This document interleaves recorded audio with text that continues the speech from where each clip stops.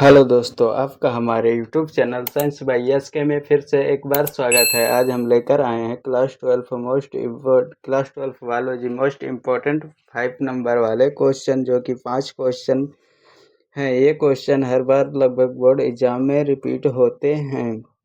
तो ये question 2025-26 board exam के लिए बहुत ही इम्पोर्टेंट हैं। ये 5 नंबरों वाले प्रश्न हैं। तो क्लास 12 बायोलॉजी 5 नंबर वाले प्रश्न। हमारा पहला प्रश्न क्या है? लघु बीजाणुधानी की संरचना का संक्षिप्त वर्णन कीजिए। यानी कि जो लघु बीजाणुधानी होती है उसकी संरचना का संक्षिप्त वर्णन करने को बोल रहा है। तो ये हमारे पास क्या हो गया? लघु बीजाणुधानी का चित्र हो गया। तो अब हम उत्तर देखेंगे। अभी हम चित्र से बाद में आपको समझा भी देंगे। पहले उत्तर देख लेते हैं, उसके बाद समझाने के बाद फिर से उत्तर देख लेंगे तो आपको अच्छे से क्लियर हो जाएगा। तो हमारा उत्तर क्या कह रहा है? लघु बीजाणुधानी एक बेलनाकार संरचना होती है। यानी कि लघु बीजाणुधानी जो होती है वो एक बेलनाकार संरचना होती है, जैसा कि आप देख रहे होंगे, जो प्रत्येक परागकोश के दोनों सतहों पर होती है। यानी कि जो प्रत्येक परागकोश होती है उसके दोनों सतहों पर यह क्या होती है? लघु बीजाणुधानी तो होती है। इसकी रचना में निम्नलिखित भाग होते हैं। यानी कि इसकी रचना में कौन कौन से भाग होते हैं? तो बाह्य त्वचा होती है, अंतःस्थितियम होता है, बाह्य त्वचा हो गई ये, इसके बाद ये अंतःस्थितियम हो गई, फिर मध्य परत हो गई, लघु बीजाणु हो गया, मातृकोशिका टेप्टम हो गया। अब हम देखेंगे बाह्य त्वचा में क्या क्या आता है। ये यहाँ पे दे रखी है बाह्य त्वचा, अंतस्थ त्वचा। यह परागकोश की सबसे बाहरी परत होती है। यानी कि यह जो होती है बाह्य त्वचा, तो यह परागकोश की सबसे बाहरी परत होती है, जिसका मुख्य कार्य सुरक्षा करना होता है। यानी कि जिसका मुख्य कार्य क्या होता है? तो सुरक्षा। सबसे बाहर है तो यह सुरक्षा ही करने का कार्य करेगी। अब जो दूसरी होती है वो होती है, यह बाह्य त्वचा के भीतर उपस्थित एक भित्ति होती है। यानी कि यह क्या होती है? तो बाह्य त्वचा के भीतर उपस्थित एक भित्ति होती है। यह प्रायः एक स्तरीय होती है। इसकी कोशिकाएं परागकोश के स्फुटन में मदद करके परागकणों को मुक्त करती है। यानी कि जो परागकोश के स्फुटन में मदद करती हैं उसके बाद परागकणों को क्या करती हैं? तो मुक्त करती हैं। तो हम आशा करते हैं आपको इतना समझ में आ गया होगा। अब हम चलते हैं अगले अपने पेज अगली साइड पर। तो हमारा तीसरा क्या है? यहाँ पे दे रखा मध्य परत।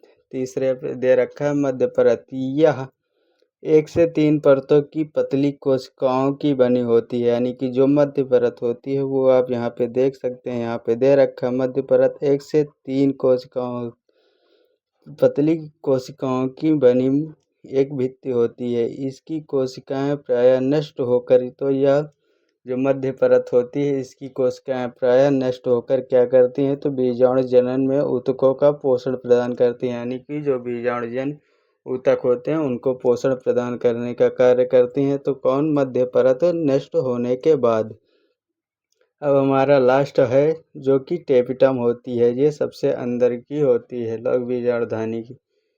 यह परागधानी की सबसे भीतरी एवं एक विशेष परत होती है। यानी कि जो यह टेपिटम होती है तो यह परागधानी की सबसे भीतरी एक विशेष परत होती है। इसकी कोशिकाएं बड़ी लंबी बहुकेंद्रकीय होती हैं। यानी कि जो टेपिटम की कोशिकाएं होती हैं या इसकी कोशिकाएं क्या बड़ी लंबी तथा बहुकेंद्रकीय होती हैं।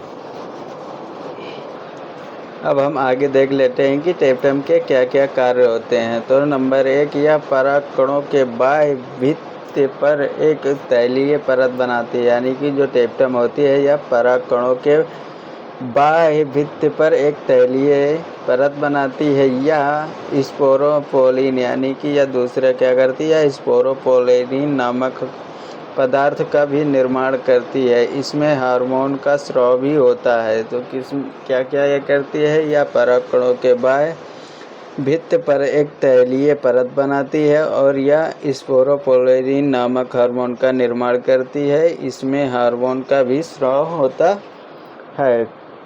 तो ये हो गई बाह्य परत। इसके बाद ये हो गई बाह्य परत, अंतःस्थितियाँ, मध्य परत और ये लघु बीजाणु मात्र कोशिकाएँ, ये हैं लघु बीजाणु मात्र कोशिकाएँ। और ये क्या है, टेपिटम है, जो कि सबसे अंदर की परत होती है। तो अब हम चलते हैं अपने नेक्स्ट क्वेश्चन की तरफ। हमारा दूसरा क्वेश्चन क्या है, तो भ्रूणपोष क्या है, इसके विभिन्न प्रकारों का वर्णन कीजिए। यानी कि जो भ्रूणपोष होता है इसके विभिन्न प्रकारों का वर्णन करने को बोल रहा है। तो इसमें क्या होता है, उत्तर में देख लेते हैं हम क्या क्या बोल रहा है। भ्रूणपोष एक पोषक ऊतक होता है जिसका निर्माण पुष्पीय पादपों में निषेचन के बाद होता है। यानी कि जो भ्रूणकोष होता है वो एक पोषक ऊतक होता है जिसका निर्माण पुष्पीय पादपों में निषेचन के बाद होता है। निषेचन से पहले नहीं, निषेचन से बाद होता है भ्रूणपोष का निर्माण। भ्रूणपोष के विकास व बीज अंकुरण के समय उपयोग में आता है। यानी कि जो भ्रूणपोष होता है वो जो बीज होता है उसके विकास और अंकुरण के समय उपयोग में आता है। यहाँ पे क्या दे रखा है, ये 3 प्रकार का होता है। यानी कि जो भ्रूणपोष होता है वो 3 प्रकार का होता है। तो हमारा सबसे पहला कौन सा हो गया, केंद्रीय भ्रूणपोष। अब हम केंद्रीय भ्रूणपोष में देखेंगे। इस प्रकार के भ्रूणपोष विकास में भ्रूण कोश केंद्रक बार बार विभाजन द्वारा स्वतंत्र रूप से बहुत से केंद्रक बनाता है। यानी कि जो इस प्रकार के भ्रूणपोष कौन से केंद्रीय भ्रूणपोष जो होते हैं वो विकास में भ्रूण कोश के केंद्रक बार बार विभाजन, जो केंद्रक होता है उसके बार बार विभाजन स्वतंत्र रूप से बहुत केंद्रक बनाता है जो बाद में परिधीय व परिधि पर विन्यासित हो जाते हैं। भ्रूणपोष के मध्य में एक केंद्रकीय रिक्तिका बन जाती है। यानी कि जो भ्रूणपोष होता है उसके मध्य में एक केंद्रकीय रिक्तिका बन जाती है। किसमें, केंद्रीय भ्रूणपोष में। तो अब हमारा दूसरा कौन सा है, कोशिकीय भ्रूणपोष। इसमें क्या होता है, कोशिकीय भ्रूणपोष में इसमें भ्रूणपोष केंद्रक के प्रत्येक विभाजन के बाद कोशिका भित्ति का निर्माण करता है। यानी कि जो कोशिकीय भ्रूणपोष होता है उसमें केंद्रक के प्रत्येक विभाजन के बाद कोशिका भित्ति का निर्माण होता है। अतः यह आरंभ से अंत तक कोशिकीय रहता है। यानी कि जो कोशिकीय भ्रूणपोष हो गया ये आरंभ से अंत तक क्या रहता है, तो कोशिकीय रहता है। सामान्यतः इस प्रकार के भ्रूणपोष को चूसांग विकसित हो जाते हैं। यानी कि इसमें क्या हो जाते हैं, तो चूसांग विकसित हो जाते हैं। तो हमारा तीसरा क्या है, हेलोबियल भ्रूणपोष। इसमें क्या होता है, तो यह केंद्रकीय तथा कोशिकीय भ्रूणपोष के मध्य का भ्रूणपोष होता है।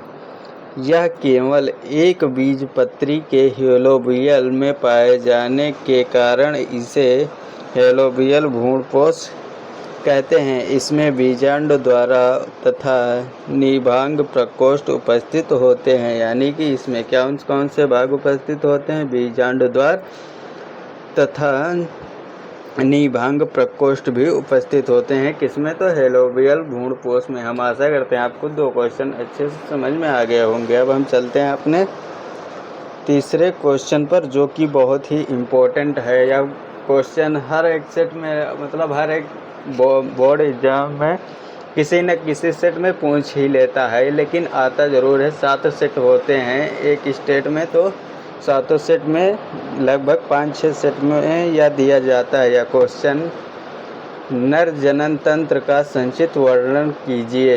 यह 5 नंबर में क्वेश्चन पूछा जाता है, बहुत ही इम्पोर्टेंट है। नर जनन तंत्र में निम्नलिखित भाग होते हैं। अब हम पहले नर जनन तंत्र के जो निम्नलिखित भाग होते हैं तो उनको समझ लेते हैं। हमारा सबसे पहला भाग हो गया वृषण। जो कि वृषण होता है ये हमारा सबसे पहला भाग होता है। वृषण क्या होता है? यह नर जनन तंत्र का प्रमुख अंग होता है, यानी कि जो नर जनन तंत्र होता है वह वृषण व नर जनन तंत्र का प्रमुख अंग होता है। यह एक थैलीनुमा संरचना में बंद होता है। तो जो वृषण होता है यह एक थैलीनुमा संरचना में बंद होता है और नर जनन तंत्र का प्रमुख अंग होता है, जिसे वृषण कोष कहते हैं। ये थैलीनुमा संरचना में बंद होता है तो इसकी संख्या 2 होती है, तो इसे वृषण कोष कहते हैं। इसकी संख्या 2 होती है। वृषण में शुक्राणुओं का निर्माण होता है, यानी कि जो वृषण होते हैं इन्हीं में शुक्राणुओं का निर्माण होता है तथा टेस्टोस्टेरोन नामक हार्मोन का भी स्राव होता है। तो वृषण के द्वारा ही टेस्टोस्टेरोन हार्मोन का स्राव भी होता है। इसमें 250 से 300 कक्ष पाए जाते हैं, जो कि विस्तार में आगे हम कभी बता देंगे। अब हम देखते हैं अगला। चलिए अब पहले वृषण की परिभाषा देख लेते हैं। यह नर जनन तंत्र का प्रमुख अंग होता है। यह एक थैलीनुमा संरचना में बंद होता है, यानी कि जो नर जनन तंत्र का प्रमुख अंग क्या होता है? तो वृषण यह थैलीनुमा संरचना में बंद होता है, जिसे वृषण कोष कहते हैं। इसकी संख्या 2 होती है। वृषण में शुक्राणुओं का निर्माण होता है तथा टेस्टोस्टेरोन नामक हार्मोन का भी स्राव होता है। तो हमारा अगला हो गया अधिवृषण। अब अधिवृषण जो वृषण के बाहर पाया जाता है ऐसी गोल गोल संरचना में, उसे अधिवृषण कहते हैं। यह वृषण के ऊपर एक कुंडलित अवस्था में पाया जाता है, यानी कि जो अधिवृषण होता है यह वृषण के ऊपर कुंडलित अवस्था में पाया जाता है। इसकी लंबाई लगभग 6 सेंटीमीटर लंबी सक्रिय व अत्यधिक कुंडलित नलिका होती है। इसमें शुक्राणु परिपक्व होते हैं।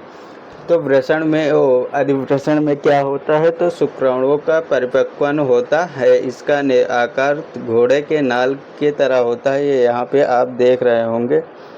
एक मिनट में थोड़ा क्लियर कर दूं तो आपको ज़्यादा दिखेगा। मैं इस चित्र को एक बार साफ कर दूं। अब यहाँ पे आप देख सकते हैं ये लंबी संरचना बनी हुई है, तो यही क्या है? तो अधिवृषण है। यह वृषण के ऊपर एक कुंडलित अवस्था में होता है। यह लगभग 6 सेंटीमीटर लंबी सक्रिय व अत्यधिक कुंडलित नलिका है। इसमें शुक्राणु परिपक्व होते हैं। इसका आकार घोड़े के नाल के आकार का होता है, यानी कि इसका आकार आप देख सकते हैं घोड़े के नाल के आकार का होता है। किसका? तो अधिवृषण का। अब हम चलते हैं अपने तीसरे पॉइंट पर। तो हमारा तीसरा पॉइंट क्या होगा? हमारा तीसरा पॉइंट है शुक्रवाहिनी। इसमें मुख्य अंग 4 होते हैं। तो हमने वृषण देख लिया, अधिवृषण हो गया। अब हम देखेंगे शुक्रवाहिनी में क्या क्या होता है। तो आप यहाँ पे शुक्रवाहिनी देख सकते हैं। ये यहाँ से वृषण से लेकर जो मूत्राशय द्वार होते हुए शिश्न द्वार तक आती है, इसे ही मूत्रवाहिनी कहते हैं। तो अब हम शुक्रवाहिनी कहते हैं। देखते हैं इसकी लंबाई कितनी होती है। लगभग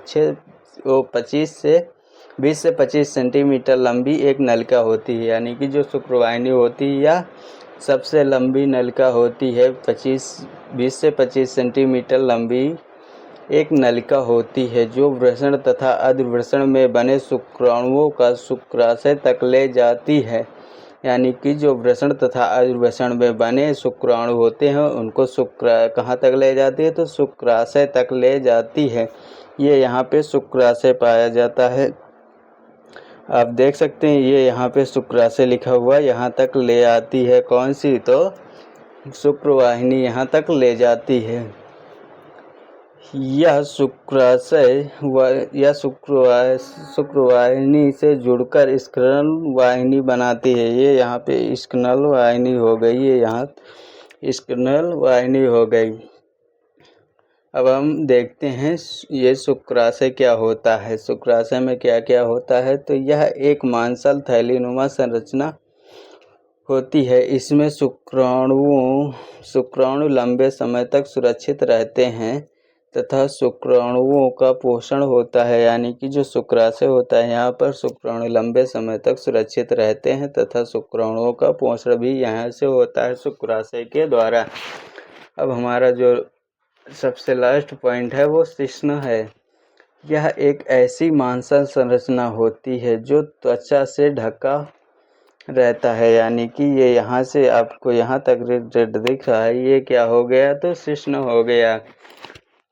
यह एक ऐसी मांसल संरचना होती है जो त्वचा से ढका रहता है। यह एक मैथुन अंग भी है, यानी कि जो शिश्न होता है यह एक मैथुन अंग भी होता है जो संभोग के दौरान योनि में शुक्राणुओं को स्थानांतरित करता है। यानी कि जो महिला की योनि होती है उसमें मैथुन के समय यह मतलब संभोग के समय शुक्राणुओं को योनि तक स्थानांतरित करता है। किसको तो शुक्राणुओं को। अब हम लास्ट पॉइंट देख लेते हैं, शुक्रवाहिनी क्या होती है। मूत्रवाहिनी यहाँ पे आप देख सकते हैं, ये हो गई आपकी मूत्रवाहिनी इधर से आई हुई। इसके बाद ये यहाँ से शुक्रवाहिनी इधर से जाती है, यानी कि पीछे से आती है। अब हम देखते हैं मूत्रवाहिनी। मूत्राशय से एक वाहिनी निकलती है जिसे मूत्रवाहिनी कहते हैं। यह शुक्राणु तथा मूत्र दोनों के बाहर आने जाने का मार्ग होता है। यानी कि महिला में जो मूत्र और योनि का द्वार होता है वो अलग अलग होता है, परंतु मेल में ऐसा नहीं होता है। शुक्राणु जिससे निकलते हैं और मूत्र जिससे निकलता है वो दोनों मार्ग एक ही होता है। तो किससे निकलते हैं तो मूत्रवाहिनी से ये शरीर के बाहर निकलते हैं। जो मूत्र हो गया और शुक्राणु दोनों किससे निकलते हैं तो मूत्रवाहिनी के द्वारा शरीर के बाहर त्याग दिए जाते हैं। अब हम चलते हैं अपने नेक्स्ट क्वेश्चन की तरफ। तो हमारा ये भी क्वेश्चन बहुत ही इम्पोर्टेंट है। मनुष्य में मादा जनन तंत्र का संक्षिप्त वर्णन कीजिए। मनुष्य में मादा जनन तंत्र का संक्षिप्त वर्णन करने को बोल रहा है, तो यहाँ पे आप इसे चित्र के माध्यम से अच्छे से समझ सकते हैं। मनुष्य मादा जनन तंत्र में क्या होते हैं तो एक जोड़ी अंडाशय पाए जाते हैं जो कि दोनों तरफ स्थित होते हैं। ये आप देख सकते हैं, ये मादा के अंडाशय होते हैं जिसमें कि अंडाणुओं का निर्माण होता है तथा इसमें हार्मोनों का भी स्राव होता है, जैसे एस्ट्रोजन और प्रोजेस्टेरॉन हार्मोन का निर्माण भी अंडाशय में ही होता है। तो हम पहले डिफिनेशन देख लेते हैं। मादा में एक जोड़ी अंडाशय उदर गुहा के निचले भाग में दोनों तरफ स्थित होते हैं। आप देख सकते हैं उदर गुहा के निचले भाग में दोनों तरफ स्थित हैं एक जोड़ी अंडाशय। यह मादा जनन तंत्र का प्रमुख अंग होता है। जो अंडाशय होते हैं तो यह मादा जनन तंत्र का प्रमुख अंग होता है। इसमें अंडाणुओं का निर्माण तथा अंतःस्रावी हार्मोन एस्ट्रोजन और प्रोजेस्टेरॉन हार्मोन का भी स्राव होता है। जो अंडाशय होता है इसमें अंडाणु का निर्माण तो होता ही है और साथ में हार्मोनों का भी निर्माण होता है, जैसे एस्ट्रोजन और प्रोजेस्टेरॉन। तो हम अगला देख लेते हैं अंडवाहिनी। तो ये अंडवाहिनी यहाँ से लेकर यहाँ तक की अंडवाहिनी है, यहाँ से यहाँ तक जो दे रखी है। इसके अंडवाहिनी के भी 3 भाग होते हैं। पहला हो गया संकीर्ण पथ या इसे स्तमत कहते हैं, दूसरा हो गया एम्पुला और तीसरा कीपक होता है। ये यहाँ से यहाँ तक क्या दे रखी है अंडवाहिनी। 1 मिनट क्लियर कर दूं एक बार। तो अंडवाहिनी, अब अंडवाहिनी में ये जो एम्पुला या तुम्बिका दे रखा है यहाँ पे क्या होता है तो यहीं पे निषेचन होता है। जो कि शुक्राणु और अंडाणु मिलते हैं तो यहीं पे निषेचन होता है। अब हम देख लेते हैं अंडाशय के पीछे एक कीपक जैसी संरचना होती है, यानी कि जो अंडाशय होता है उसके पीछे एक कीपक जैसी संरचना होती है जिसे अंडवाहिनी कहते हैं। अंडाशय में निर्मित अंडाणु जो होते हैं वो अंडवाहिनी के द्वारा ही गर्भाशय तक पहुंचाते हैं। अंडवाहिनी में ही फैलोपियन नलिका में निषेचन की प्रक्रिया पूरी होती है। इसे फैलोपियन नलिका इंग्लिश में बोलते हैं, इस हिंदी में एम्पुला या तुम्बिका भी बोल सकते हैं आप। तो इसमें जो अंडाशय होता है वो अंडाणु को 1 महीने ये रिलीज करता है, मतलब इस जैसे 1 मंथ ये इससे अंडाणु निकलेगा तो 1 मंथ इससे अंडाणु निकलेगा। तो ये पूरी प्रक्रिया 45 सालों तक चलती रहती है। 16 से 17 साल से शुरू होती है और यह 45 से 50 साल तक महिलाओं में हमेशा चलती रहती है। एक बार ये अंडाणु रिलीज करेगा तो दूसरी बार ये अंडाणु रिलीज करता है। तो अब हम चलते हैं अपने तीसरे टॉपिक की ओर, गर्भाशय क्या होता है। तो इसकी संरचना एक उल्टे नाशपाती के आकार की होती है। यह शुक्राणुओं को अंडवाहिनी तक ले जाता है, यानी कि जो गर्भाशय होता है यह इसकी संरचना एक उल्टे नाशपाती के आकार की होती है। यह शुक्राणुओं को अंडवाहिनी तक ले जाता है। ये हमारी अंडवाहिनी है जैसे कि बताया है। तो यह शुक्राणुओं को अंडवाहिनी तक ले जाने का कार्य करती है। गर्भाशय में ही भ्रूण का भरण पोषण होता है। गर्भाशय पीछे की ओर एक सक्रिय नलिका में खुलता है जिसे गर्भाशय ग्रीवा कहते हैं। जो सक्रिय देखिए यहाँ से शुक्राणु आए फीमेल के, यहाँ से अब यहाँ पे एक इधर से रिलीज होगा और यहाँ पे जो कि तुम्बिका या फिर अम्पुला भाग होता है यहाँ तक शुक्राणु आएंगे और यहीं पे निषेचन शुक्राणु और अंडाणु को होगा। निषेचन होने के बाद जो शुक्राणु और अंडाणु से जाइगोट बनेगा वो आके यहाँ गर्भाशय में स्थानांतरित हो जाता है और यहीं पे एक बेबी का निर्माण होता है। अब हम देख लेते हैं गर्भाशय के भी 3 परतें होती हैं जो कि पीरियड या मेंस्ट्रुअल साइकिल के दौरान ये परतें ही टूटकर बाहर आ जाती हैं। गर्भाशय अंतः परत जो कि होती है यही मायोमेट्रियम, यही टूटकर बाहर आती है रक्त के माध्यम से। हमारा गर्भाशय की पहली परत हो गई परिगर्भाशय, उसके बाद हो गई गर्भाशय पेशी स्तर और जो अंदर की सबसे परत होती है वो गर्भाशय अंतः स्तर होता है। अब देख सकते हैं। तो अब हम चलते हैं अपने नेक्स्ट टॉपिक की तरफ, नहीं इसी के नेक्स्ट अगले ये क्या है, योनि। इसमें भी 4 मोस्ट इम्पोर्टेंट होते हैं। योनि यह मादा जनन तंत्र का बाह्य जननांग होता है, यानी कि जो योनि होती है यह मादा जनन तंत्र का बाह्य जननांग होता है जो एक लचीली मांसपेशियों से बना होता है। तो यह जो योनि होती है यह लचीली मांसपेशियों से बना होता है जो संभोग के दौरान शुक्राणुओं को ग्रहण करती है तथा गर्भाशय तक पहुंचाने का कार्य करती है। अब यहाँ पे आप देख सकते हैं, यहाँ पे निषेचन मतलब यहाँ तक शिश्न द्वारा शुक्राणु छोड़ दिए जाते हैं। इसके बाद योनि कहाँ तक ले जाती है तो गर्भाशय तक, और गर्भाशय ले जाती है अंडवाहिनी तक, यानी कि अम्पुला या तुम्बिका तक। अब यहीं पे निषेचन होगा। निषेचन होने के बाद फिर से जाइगोट जो भी होगा वो यहीं पे स्थानांतरित हो जाएगा। तो हम देख लेते हैं, पहला हो गया योनि, उसके बाद ग्रीवा नाल हो गया, उसके बाद गर्भाशय ग्रीवा, फिर गर्भाशय ग्रीव मतलब गर्भाशय में 3 स्तरें होती हैं, आपको अच्छे से समझ में आ गया होगा।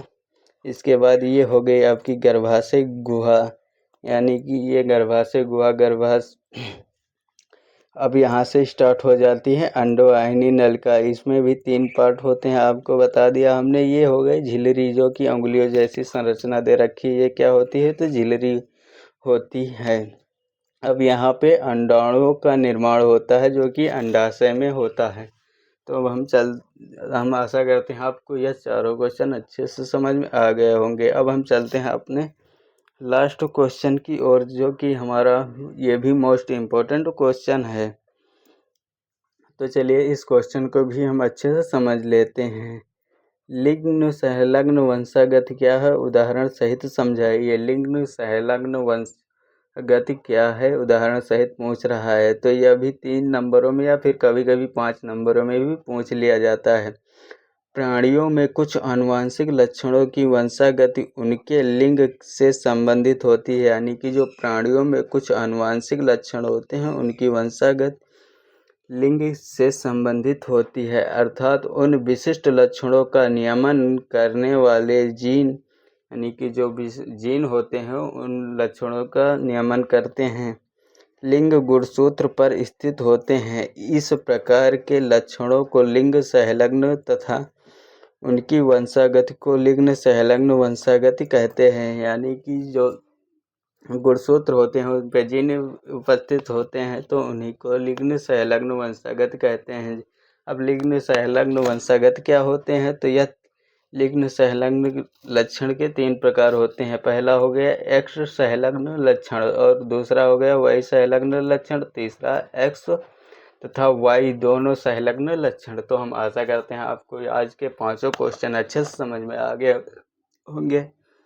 यदि यह 5 क्वेश्चन अच्छे से समझ में आए तो प्लीज़ वीडियो को लाइक एवं चैनल को सब्सक्राइब अभी तक नहीं किया तो चैनल को सब्सक्राइब करें। हम फिर से मिलते हैं अगले मोस्ट इम्पॉर्टेंट टॉपिक को लेकर। तब तक के लिए thank you watching for video.